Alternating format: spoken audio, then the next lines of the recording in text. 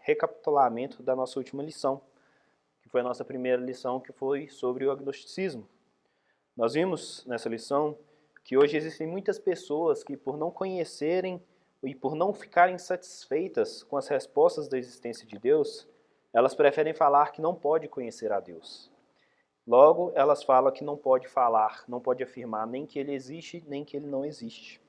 Uma coisa que me faltou mencionar na nossa última aula é que os agnósticos, eles acreditam que eles devem viver uma vida moralmente boa.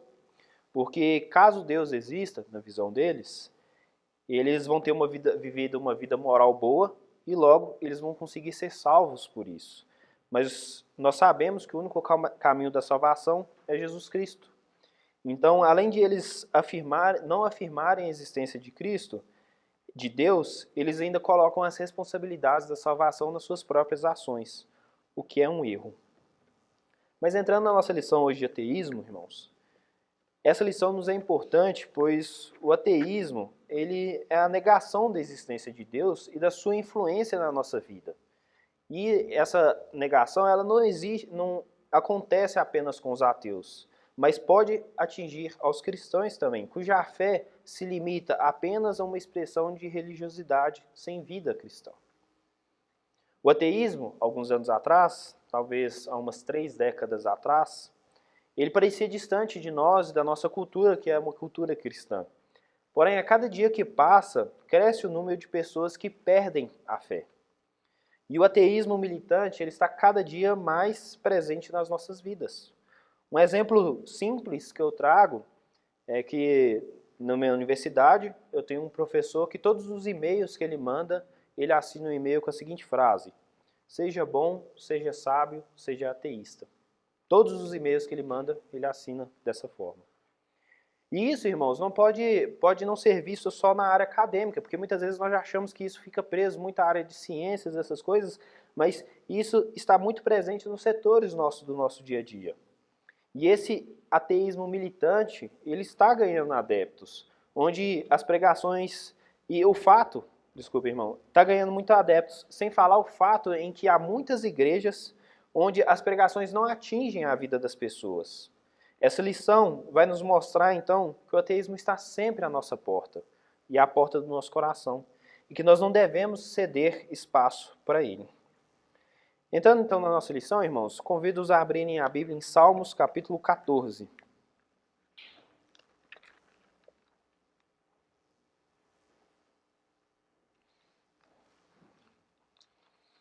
Salmos, capítulo 14.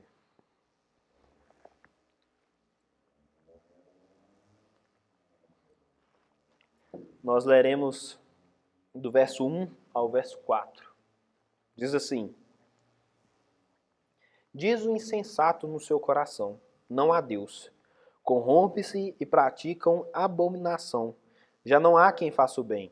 Do céu, olha o Senhor para os filhos dos homens, para ver se há quem entenda, se há quem busque a Deus. Todos se extraviaram e juntamente se corromperam. Não há quem faça o bem, não há um sequer. Acaso não entendem todos os obreiros da iniquidade que devoram o meu povo com quem come o pão? Quem não invoca o Senhor? Só até aqui, irmãos. Eu trouxe alguns números para nós vermos, irmãos, que eu achei interessante. O Brasil, ele é considerado um país cristão, de tradição cristã, onde muitas pessoas se declaram cristãs. Mas, em sua maioria, muitos não se declaram ateus. Segundo o World Population Review, cerca de 18% dos brasileiros se declaram ateus. E isso é por volta de 35 milhões de pessoas. 36 milhões de pessoas, desculpem. E outras pessoas ainda se declaram sem religião. Isso é cerca de 15% da população brasileira. Isso dá aproximadamente 3 milhões e meio de pessoas. Se nós olharmos os dados do Brasil, ainda mais com a mais recente pesquisa do IBGE, nosso país tem uma população de aproximadamente 200 milhões de pessoas. Nós veremos que o número de ateus e não religiosos é muito grande no Brasil. É mais de 1/4 da população brasileira. Isso é uma coisa muito grande. Mas o que é o ateísmo? Eu já falei várias vezes essa palavra aqui, mas o que define ele? Quais tipos de ateísmos nós temos nos nossos dias de hoje? Nessa lição nós tentaremos responder algumas dessas questões hoje. Então nós vamos começar então pela história e pela definição do ateísmo. Filosofia de vida ancestral, que é o ateísmo. O ateísmo vem da palavra ateu, que procede de um prefixo negativo a, que significa não ou sem, e do substantivo theos, que significa Deus, então é sem Deus. Em seu sentido mais amplo, o ateísmo ele se refere à negação ou rejeição da existência ou ideia de Deus.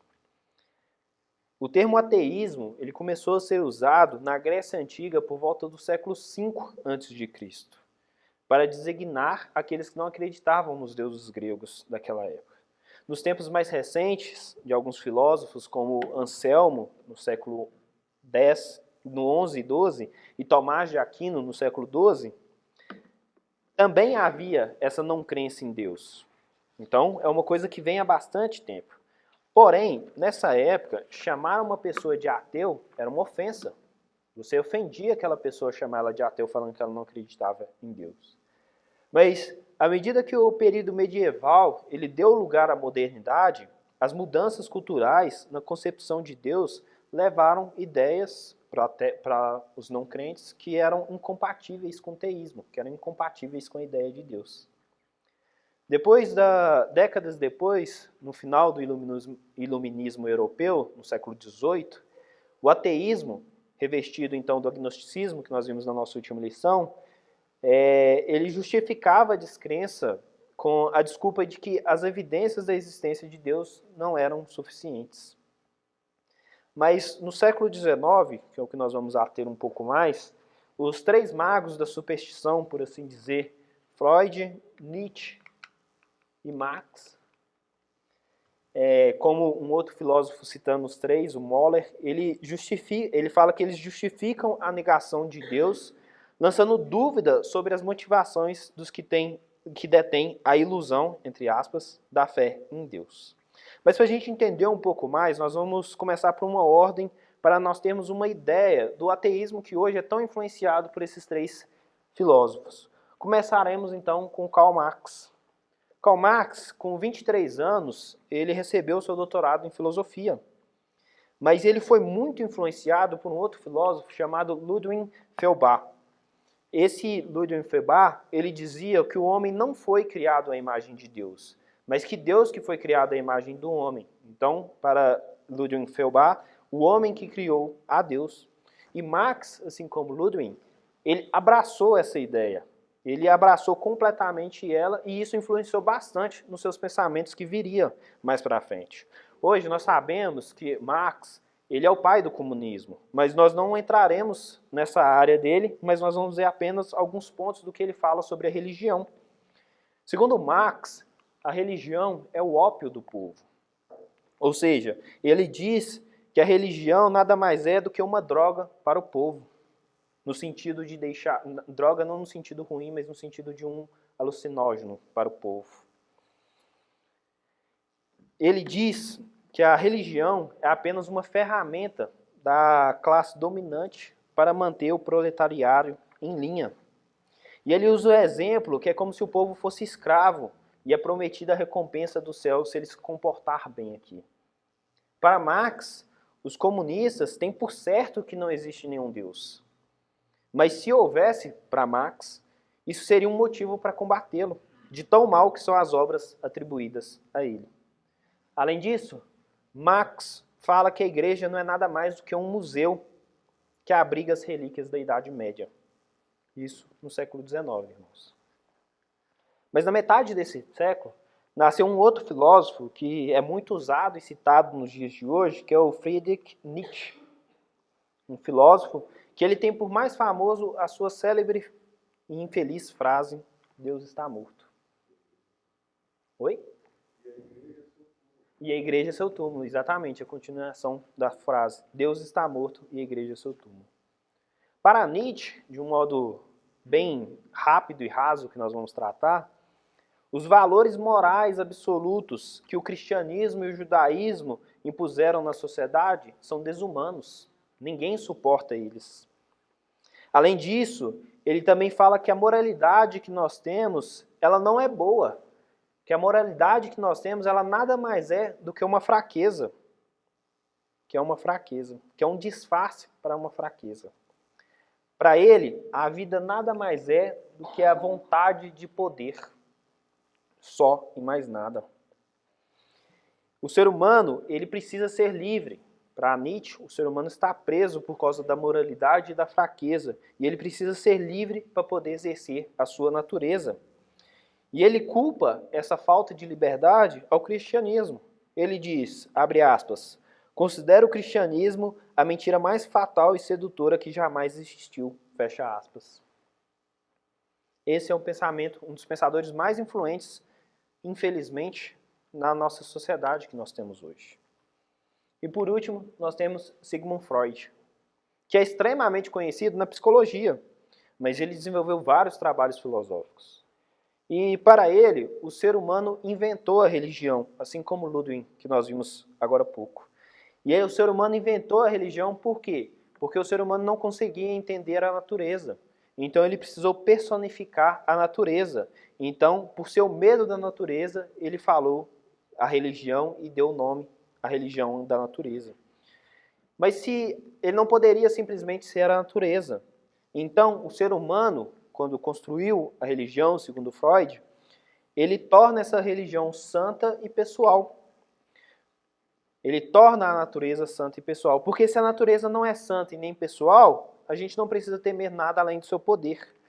Mas se Deus, ele é pessoal e santo, nós devemos temer não só o seu poder, mas também o seu juízo.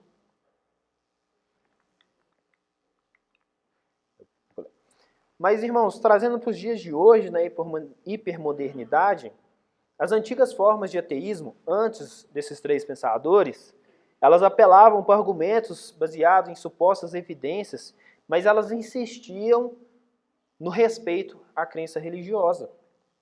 Mas isso foi colocado de lado nos dias de hoje. Nessa nova fase do ateísmo, a crença não é mais considerada apenas ingênua e desnecessária, mas antes é, sobretudo, perigosa. Isso segundo os novos filósofos. A fé em Deus passou a ser vista como um produto do passado, que não devemos mais tolerar ou muito menos estimular. As principais vozes desse novo ateísmo batizado, é Richard Dawkins, Daniel Dennett, Sam Harris e Hitchens. E também tem alguns filósofos mais recentes. Nós não vamos abordar muitos deles, irmãos, mas esses três. Oi? Sim. Sim. Karl Marx, quando ele tinha, na sua adolescência, ele mudou para uma cidade que era completamente de luteranos. O seu pai se converteu ao luteranismo e Nietzsche e Marx, infelizmente, eu não sei qual que foi o fator que levou ele a essa parte, mas realmente todos eles eram bastante de backgrounds bem religiosos. Verdade. Mas esses novos descrentes que emergiram, segundo o professor Davi Charles Gomes, eles surgiram como profetas de um ateísmo mais popular, de quase confrontos religiosos, mais militante e, sobretudo, mais evangelísticos. Então, sempre na ideia de buscar novos, entre aspas, convertidos para o ateísmo. Mas passamos então, irmãos, para os ateísmos e os ismos dos nossos dias. Nesse bloco, nós vamos ver rapidamente duas expressões natural de nossa cultura das manifestações do ateísmo, o secularismo e o materialismo.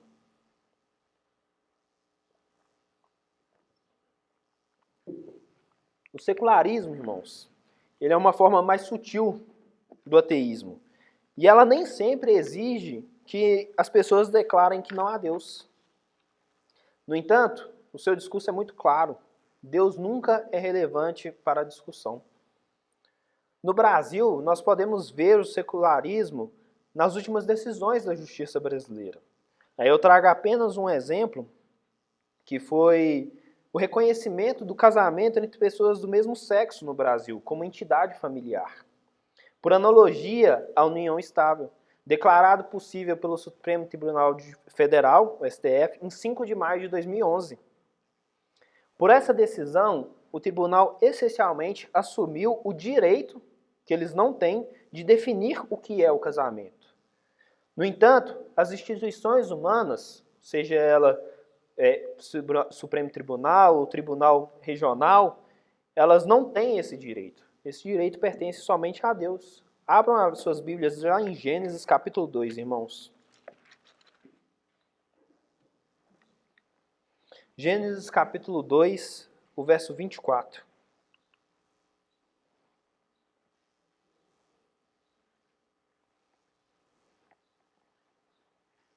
Diz assim: por isso, deixa o homem pai e mãe e se une à sua mulher, tornando-se os dois uma só carne.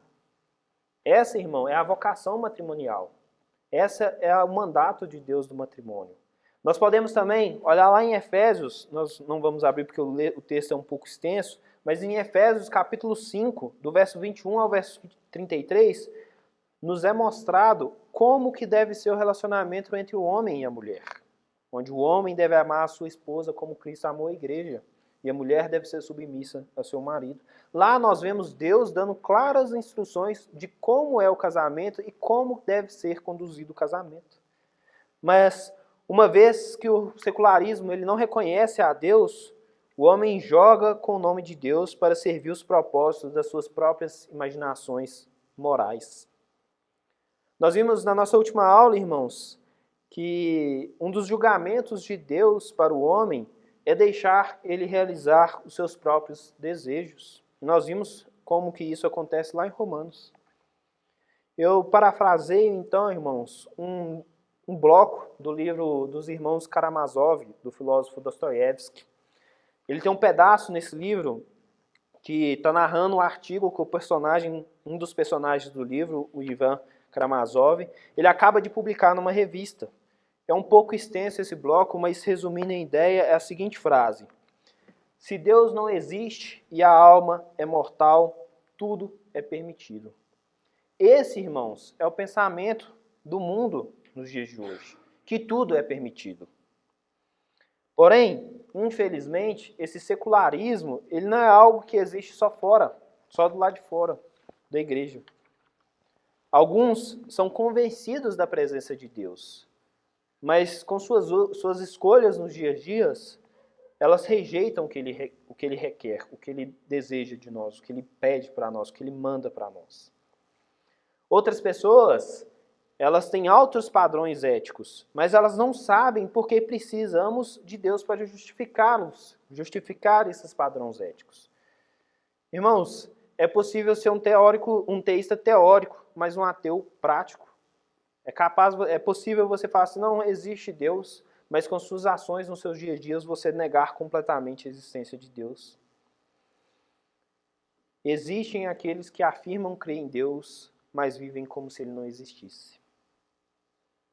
O segundo ismo que nós veremos em relação ao ateísmo, irmãos, é o materialismo, que é o nosso ponto. O ateísmo materialista, ele afirma que nós não somos nada apenas um conjunto de elementos químicos. Não havendo assim um mundo espiritual ou vida após a morte. Uma vez que o mundo material é o único mundo existente, o prazer material é o fim último da vida. O materialismo, ele finge então conter boas novas de grande alegria para as pessoas. Ele faz uma promessa de sentido na vida por meio de aquisições de bens materiais e serviços, que se concentra principalmente no prazer que as pessoas sentem quando põem em prática a sua escolha pessoal.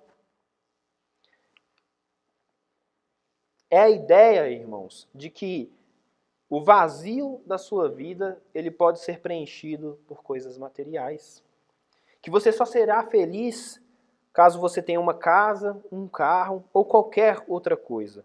E você coloca isso como foco e objetivo e fruto da sua felicidade em bens materiais.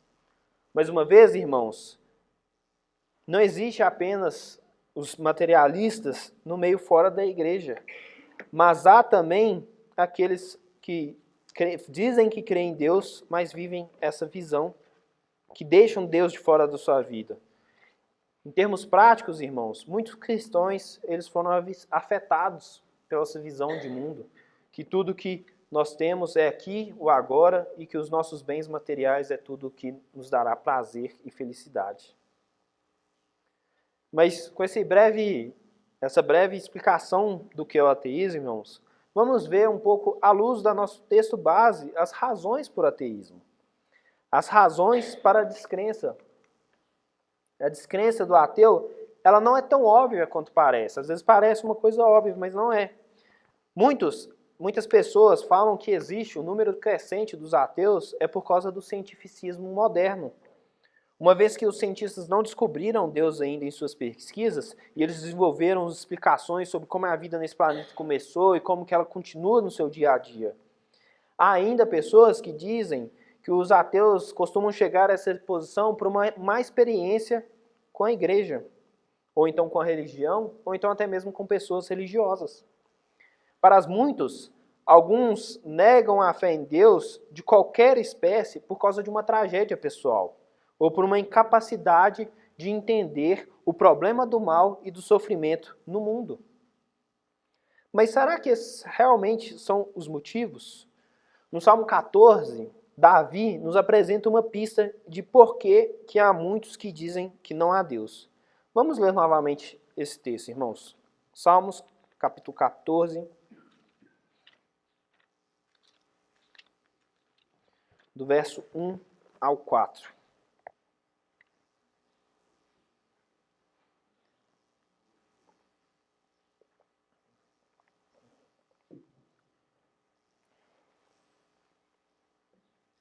Vamos ler apenas o primeiro verso, irmãos, que vai ser o nosso primeiro ponto. O primeiro verso diz assim: diz o insensato no seu coração, não há Deus. Corrompe-se e praticam abominação. Já não há quem faça bem. Então, o nosso primeiro ponto que nós temos aqui, irmão, é que no coração, no verso 1 nos mostra isso. Como eu disse agora há pouco, muitas pessoas pensam que o ateísmo ele tem a ver com certas ideias, ciências ou filosofia.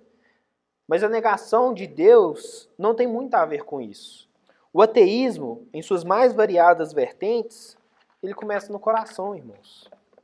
O qual, na linguagem do Antigo Testamento, está ligada à ideia do que é mais central e profundo a alguém, o coração. Quando nós tomamos nossas posições, nós tomamos por razões mais íntimas e intuitivas e depois nós construímos, então, a filosofia que precisamos para justificá-lo. E é isso que os ateus fazem. A história da crença e da descrença é uma história emocional antes de ser intelectual. O filósofo Blaise Pascal, o mesmo que é homenageado na física com o nome da unidade de pressão, ele diz uma frase que diz assim, abre aspas, o coração tem razões que a própria razão desconhece, fecha aspas. Mas, mais recentemente, o professor Davi, que eu já mencionei há um pouco tempo, ele diz a seguinte frase, abre aspas, só o coração tem as razões que determinam e definem até as nossas próprias razões, fecha aspas. O ateísmo, assim, irmãos, como toda visão de mundo, como toda cosmovisão, ele trabalha com pressupostos, uma vez que ele é baseado não apenas nos pressupostos das ideias formuladas, mas nos impulsos, na motivação afetiva, nos valores, nas crenças. Elas apenas revelam as intenções e os ídolos do nosso coração. É isso que o ateísmo faz. Ele revela os ídolos do nosso coração. Por esse motivo, irmãos, a principal razão do ateísmo, ela passa longe de ser uma mudança cultural, ou então do cientificismo moderno, ou então de uma má experiência pessoal com a igreja, ou qualquer tragédia pessoal que a pessoa possa experimentar. A razão principal do ateísmo, irmãos, é o coração enganoso, que se distanciou da verdade divina por pura rebelião. Por pura rebelião. Um outro ponto que nós podemos ver ainda no verso 1, é que é isso, que o ateísmo ele é a rebelião contra Deus. O professor de direito holandês chamado Doyle, ele morreu no século passado, na década de 60, ele tem uma frase que diz assim, abre aspas, só existem dois tipos de motivos básicos religiosos, o revelacional, criação, queda e redenção, e o motivo básico da apostasia, que no decurso da história tem assumido vários contornos com graus maiores ou menores de afastamento da verdade, fecha aspas. O afastamento da verdade, irmãos. Então, a única razão para o ser humano ser ateu no sentido moderno da palavra é a sua rebelião contra Deus. Os ateus são, então, rebeldes sem causas que suprimem ou detêm a verdade pela injustiça. Nós vimos isso na nossa última lição. Vamos abrir lá em Romanos capítulo 1.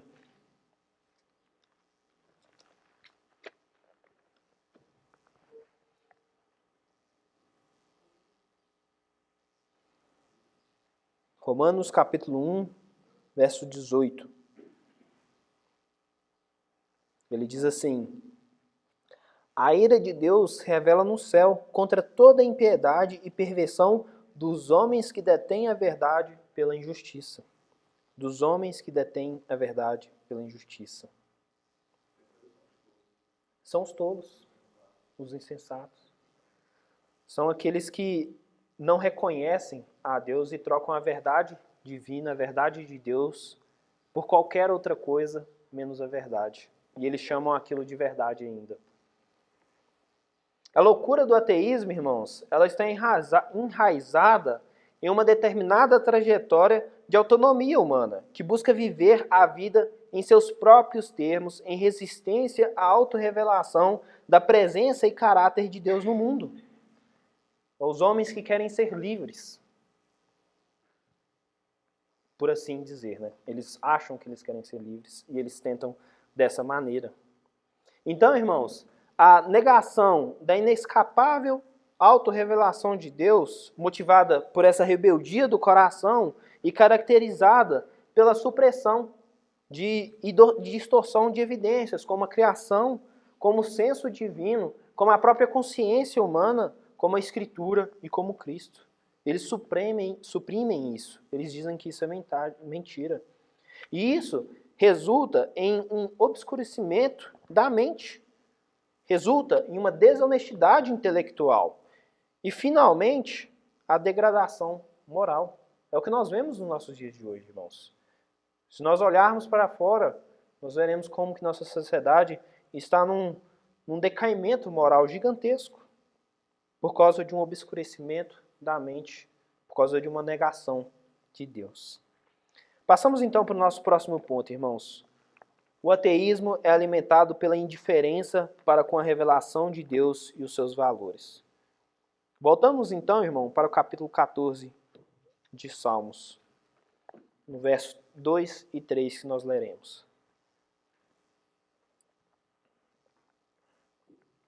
Apenas o verso 2 e 3 diz assim: do céu olha o Senhor para os filhos dos homens, para ver se há quem entenda, se há quem busque a Deus. Todos se extraviaram e juntamente se corromperam. Não há quem faça o bem, não há um sequer. Oi? Paulo usa esse texto também, sim. Se eu não me engano, é em Romanos 2, isso. Verdade. Então, irmãos, por se considerar autossuficiente, o ímpio, o que não crê em Deus, ele não se importa com Deus. Ele parte do pressuposto da sua não existência. Por isso mesmo, ele não examina a questão. Ele já fala assim, olha, eu já sei, eu não vou examinar. Ele não se empenha e ele nem se interessa em investigar. Essa é uma questão decidida para ele, não a Deus. Ele afirma isso. Porém, irmãos, as digitais do Criador estão espalhadas por toda a criação. O seu caráter ele pode ser percebido com clareza em seu Filho Jesus Cristo, a verdade que foi encarnada. Mas o salmista afirma, olha para vocês verem, o Senhor olha dos céus para os filhos dos homens, para ver se há alguém que tenha entendimento, alguém que busque a Deus. E ele conclui, não há um sequer. A indiferença, irmãos, ela não é apenas emocional ou do coração. Ela também não é apenas uma indiferença intelectual da mente, mas é uma indiferença moral, irmãos. O ímpio aqui, escrito no texto, ele é descrito, ele pratica a maldade com naturalidade. Para ele é uma coisa comum, normal. Ele é universalmente mau. O texto nos diz que não há nenhum justo. Ele é espiritualmente ignorante. O texto nos diz que não há ninguém que entenda. Ele também é essencialmente rebelde. O texto nos diz que não há ninguém que busca a Deus. Ele também é radicalmente desobediente. Nós vemos isso quando o texto nos diz que todos se desviaram. Ele também é moralmente corrupto. O texto nos diz que não há ninguém que faça bem. O pior tipo de tolos, irmãos, são os que se envolvem em piores tipos de perversidade. Concluindo então, irmãos, o homem rebelde, ele alimenta no seu coração com a afirmação de que Deus não existe. Ele fortalece o seu coração e a sua mente com a incredulidade, o qual determina a sua visão de mundo, como ele olha para o mundo, que nós podemos chamar do ateísmo teórico. O seu comportamento também muda, o que nós chamamos do ateísmo prático. Por mais que esse ateísmo teórico ele não seja tão popular no Brasil como é em outros países, nós precisamos reconhecer que a negação prática de um lugar para Deus na vida de muitos brasileiros é visível, irmãos. E isso inclui, com certeza, muitas pessoas que se dizem religiosas. Isso é uma realidade visível. Novamente, irmãos, eu cito Dostoiévski. Se Deus não existe e a alma é mortal, tudo é permitido. O ser humano, irmãos, ele não gosta de dar satisfação. Ele não gosta de ser responsabilizado. Então, ele tenta matar a Deus para que ele possa ser, então, finalmente livre, para seguir os desejos mais perversos do seu coração, sem ser julgado por ninguém. Porém, irmãos, Deus existe e Ele está vivo. Muito provavelmente, irmãos, há pessoas na sua vida, no seu lado, que sofrem influência desse ateísmo, tanto prático quanto teórico. Talvez pessoas que estão dentro da igreja são pessoas que vivem um ateísmo prático. Ou seja, de segunda a sábado, as pessoas vivem como se Deus não existisse. E aí no domingo, elas voltam a entender a existência de Deus. Isso é um ateísmo prático, irmãos. Isso é pura religiosidade. Uma pessoa que não teve o coração ainda totalmente transformado. E para encerrar, irmãos, eu gostaria de deixar uma pergunta para que nós pudéssemos refletir, que é a seguinte pergunta. Em vista do que nós vimos no dia de hoje, você se considera um cristão completo ou um ateu prático? Você tem vivido uma vida que reconhece a existência de Deus, que vive como Ele quer apenas no domingo, ou você tem vivido diariamente o verdadeiro Evangelho? Reflitam, irmãos, sobre a sua vida pessoal, o seu dia a dia, o seu relacionamento com Deus. Vamos orar, irmãos. Senhor Deus e Pai, graças te dou, Senhor, por mais esse dia, Pai. Te peço, Senhor, que o Senhor possa estar nos abençoando, Pai, para que nós não nos tornemos pessoas simplesmente religiosas, que nós não tornemos ateus práticos, que reconhecem a existência do Senhor apenas no domingo, Pai. Mas que nós possamos, Senhor, estar buscando uma vida verdadeira com o Senhor, Pai. Uma vida como o Senhor quer todos os dias, ó Pai. Que não sejamos, Senhor, servos apenas no domingo, ó Pai, mas em todos os dias da nossa vida. E que nós possamos estar sempre dando um bom testemunho, Pai, para aqueles que não conhecem o Senhor, possam estar vindo reconhecer o Senhor em nós, não porque nós somos bons ou porque nós somos melhores que ninguém, ó Pai, mas porque o Senhor está em nós, ó Pai. Que o Senhor possa estar resplandecendo, ó Pai, através de nós, que as pessoas ao olharem para nós possam estar reconhecendo a sua existência, a sua grandeza, a sua glória, Pai. Nos ajuda, Senhor. Em nome de Jesus. Amém.